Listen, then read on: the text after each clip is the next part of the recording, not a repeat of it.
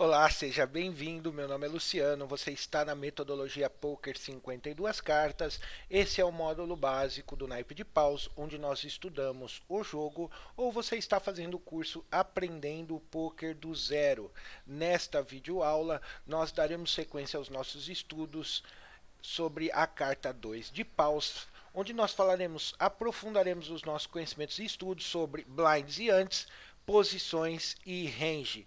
A primeira coisa que nós devemos entender sobre as blinds e as antes é a relação que elas têm com o nosso stack. Stack é a quantidade de fichas que nós temos, seja em que momento for do torneio. Quando nós entramos no torneio, nós temos um stack inicial. Normalmente, a não ser que a regra desse torneio permita uma inscrição diferenciada, onde você paga R$ 20 e ganha 20 mil fichas, e paga R$ 10 e ganha 10 mil fichas, ou paga R$ 30 e ganha 30 mil fichas. Existem torneios assim, mas normalmente a quantidade de fichas inicial que todos os jogadores recebem é a mesma. Então, digamos que o seu stack inicial, como nós vemos aí na ilustração, sejam 10k em fichas. Esse K é a abreviação em inglês para a palavra thousand, que significa mil, tá? Então, 10k são 10 mil fichas. Então você veja que no início do torneio, quando os blinds estão 50 a 100, 10 mil fichas dá para pagar 100 blinds. Teoricamente, você jogaria 100 mãos. Isso não acontece porque cada mão, todo jogador tem interesse com boas cartas em angariar mais fichas. Então ele não vai apenas apostar um blind ou não fazer apostas. Essas apostas vão subir. E então tem mãos que chegam a 50 blinds, 100 blinds, varia. Nós estudaremos isso mais para frente. Mas para que você entenda a relação que os blinds influenciam no seu stack, a gente precisa entender esse conceito. Quando os blinds sobem para 100, 200, você veja que se não houve nem perda nem ganho no seu stack, 10 mil fichas são suficientes para pagar agora, em vez de 150 blinds, a metade. E se subir mais uma vez de 250 para 500, ainda menos da metade, paga-se apenas 20 blinds. Ou seja, no decorrer do torneio, à medida que os blinds sobem, as antes e as blinds que são colocadas no pote, no meio da mesa, antes do início da segunda street de apostas, elas vão ganhando relevância, importância. Por quê? Você veja que com um stack inicial de 10 mil fichas e as blinds a 50, 100, e são colocadas uma blind para as antes, no online são 90% da blind, mas no presencial é uma blind cheia. Então, uma blind das antes, mais meia blind da small blind e mais uma blind do big blind, antes de começar a rodada de apostas, já tem 2,5 blinds em fichas, duas blinds e meia no pote. Então, se as blinds são 50 a 100, duas blinds e meia representam apenas 0,025 do seu stack. Mas numa segunda rodada de blinds, quando elas aumentam, elas já passam a representar 5% do seu stack. E depois, se as blinds sobem para 250, 500, e você tem apenas 20 blinds, duas blinds e meia já representa 12% e meio do seu stack. Então, à medida que as blinds vão subindo, as antes e as blinds ganham relevância no jogo. É importante, então, você entender a relação que as blinds efetuam no seu stack e o grau de importância que elas vão ganhando no decorrer do jogo, à medida que o seu stack vai baixando e as blinds vão subindo. Aprendido esse conceito e entendido, nós vamos agora às posições. E aqui nós temos ali no centro da mesa, na parte superior, o ficheiro. E imediatamente na posição oposta a ele, nós vemos o botão do dealer, que é um botão amarelo com a letra D, está na posição BTN. Ao lado dele, nós temos as posições e nós fizemos uma ilustraçãozinha aqui para entendermos essas posições e como elas interferem na jogabilidade do poker. Então eu fiz uma pequena ilustração dando os nomes das posições. Ela passa meio rápido, mas para que a gente possa entender as posições na mesa, tá bom? Vamos lá. Então, começando pelo Small Blind, Big Blind, Under the gun, que significa debaixo do cano da arma, o TG1 e o TG2 formam as posições iniciais. Middle position 1 e 2 são as posições intermediárias na mesa. Hijack, cutoff e botão formam as posições finais da mesa. Ô Luciano, mas então o que as posições, agora que nós já sabemos os nomes, elas interferem no jogo de que forma? A diferença entre as posições iniciais, intermediárias e finais é que, à medida no decorrer da mão, as posições finais são as últimas a darem a sua informação e fazerem a sua ação. Elas acompanharam a ação de todos os jogadores e, por último, elas vão tomar ação. Então, neste exemplo aqui, por exemplo, você imagina que o Small Blind pagou o blind, o Big Blind também, e o TG, com 8 valetes suited, resolveu jogar as suas cartas. Então, ele fez uma aposta e apostou lá 2 blinds nesse 8 valete. O TG2 foldou, o MP1 foldou, o MP2 foldou, o hijack ou MP3 foldou, o cutoff foldou e no botão o rapaz ali, o jogador com 8-10, que é um jogo pior do que 8 valete, deu um raise nessa aposta de 2 blinds para 10 blinds. Veja, você não sabe com que cartas o botão está. A pessoa no UTG não sabe.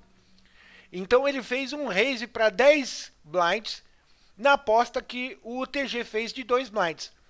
Aí o UTG, com 8 valete, começa a achar que o jogador no botão está com Ás e Dama, Ás e Rei ou um par na mão e joga suas cartas fora com um jogo melhor do que o botão. É esse tipo de conceito que a gente tem que começar a entender no poker. É jogar em posição. Por que ele fez isso? Porque ele está em posição sobre o jogador UTG. A vantagem que ele tem é que ele está numa posição. Agora, para ele fazer isso, ele só fez isso porque ele acredita que o jogador ali ou está jogando mais solto, como nós já estudamos, ele está jogando loose, ou ele é um jogador iniciante, está jogando muitas mãos e ele resolveu punir. Porque normalmente a pessoa que faz a ação no UTG, e o UTG tem esse nome, Under the Gun, porque imagina como se você estivesse embaixo do cano de uma arma, porque ele é a primeira pessoa a falar após as apostas obrigatórias. Então ele abre a segunda rodada de streets de apostas. Então para isso ele tem que começar a jogar com um jogo forte. Porque depois dele, o TG2 vai falar o middle position 1, middle position 2, o hijack, o cutoff, o botão, o small e o big. Então depois dele, da ação dele ainda tem a ação de mais 8 jogadores. Por isso é importante a gente compreender o range de mão, que é agora onde a gente vai começar a estudar sobre o range de mão. As posições iniciais, nós temos aqui um range sugestivo para você jogar nas posições iniciais. Então, os pares 10-10 mais, 10-10, vala-vala, dama-dama, rei-rei, ás-ás, os ás e rei suited e ás e rei off-suited, ás e dama suited e ás e dama off-suited.